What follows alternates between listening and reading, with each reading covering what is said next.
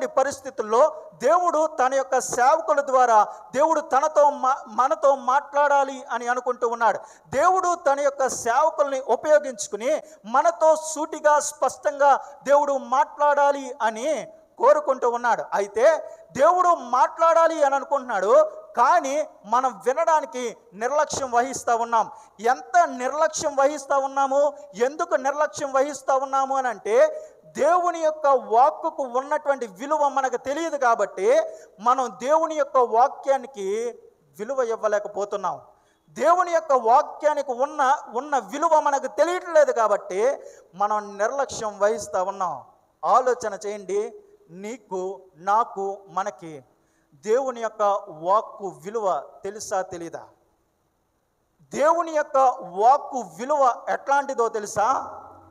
నిన్నుగా మార్చేది దేవుని యొక్క వాక్యం. నిన్నుగా మార్చేది దేవుని యొక్క వాక్యం.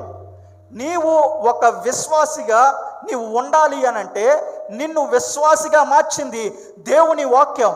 నీవు రక్షించబడ్డావు అనంటే ఆ రక్షణకు కారణం దేవుని వాక్యం. నీ కుటుంబాన్ని నువ్వు ఎలా పోషించాలి అని నేర్పించేది దేవుని యొక్క వాక్యం. నీ కుటుంబంలో ఉన్నటువంటి పిల్లలను ఎలా పెంచాలి నేర్పించేది దేవుని యొక్క వాక్యం. నీ కుటుంబంలో ఉన్నటువంటి పిల్లలు ఎలా ఉండాలి అని నేర్పించేది దేవుని యొక్క వాక్యం. నీ యొక్క కుటుంబంలో ఉన్నటువంటి పిల్లలు ఒకవేళ దారి తప్పుతూ ఉంటే వారిని సన్మార్గంలో నడిపింప చేసేది దేవుని యొక్క వాక్యం.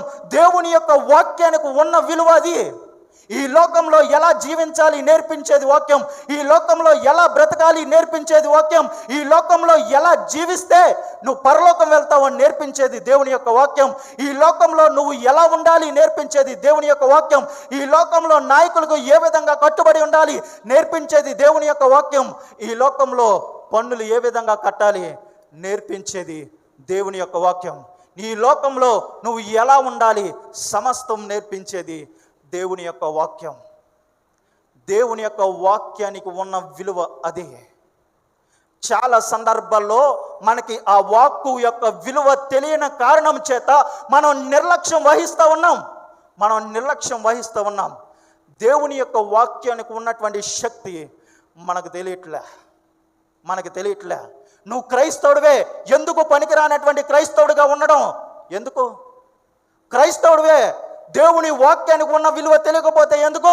నువ్వు క్రైస్తవుడివే, దేవుని వాక్యానికి ఉన్నటువంటి శక్తి నీకు తెలియకపోతే నువ్వు క్రైస్తవుడు అని చెప్పుకున్నా ఒకటే, నాస్తికుడు అని చెప్పుకున్నా ఒకటే.